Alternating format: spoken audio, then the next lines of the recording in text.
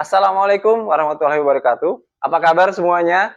Teman-teman semuanya, Anda tentu pernah kan merasakan dalam suatu pekerjaan, suatu waktu sehari-harinya, tiba-tiba Anda merasa pekerjaan yang begitu banyak, yang semuanya terkesan harus selesai di waktu yang sama.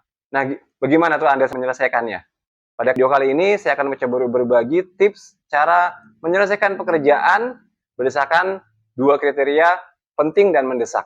Video ini saya mengacu dari matriks keputusan Eisenhower, di mana dalam matriks Eisenhower ini membagi tugas-tugas kita menjadi 4 kuadran berdasarkan dua kriteria penting dan mendesak. Yang kuadran pertama yaitu adalah sifatnya mendesak dan penting.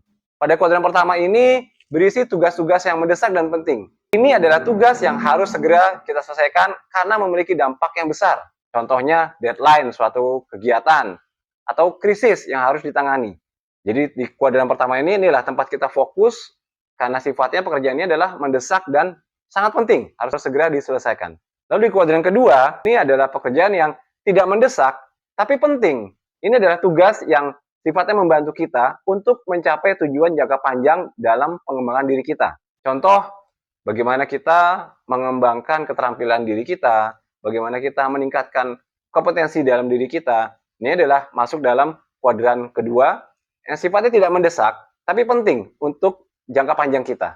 Mungkin bisa kita tunda, tidak harus saat ini, bisa bulan depan, tapi sifatnya adalah harus kita ambil, karena ini terkait untuk jangka panjang kita. Selanjutnya kuadran ketiga, ini adalah pekerjaan yang mendesak, tapi tidak terlalu penting.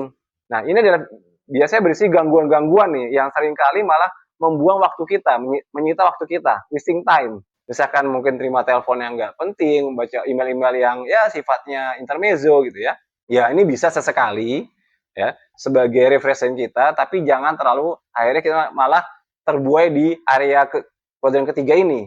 Karena ini nggak penting, walaupun memang mendesak untuk kita jawab teleponnya, kita jawab emailnya gitu ya. Terakhir adalah kuadran keempat, pekerjaan yang sama sekali memang tidak mendesak dan juga tidak penting. Nah, ini adalah mungkin aktivitas kita yang seringkali kita lakukan untuk mengisi waktu senggang, tetapi tidak memberikan manfaat. Seperti menonton TV, melihat media sosial, yang melihat status-status ya.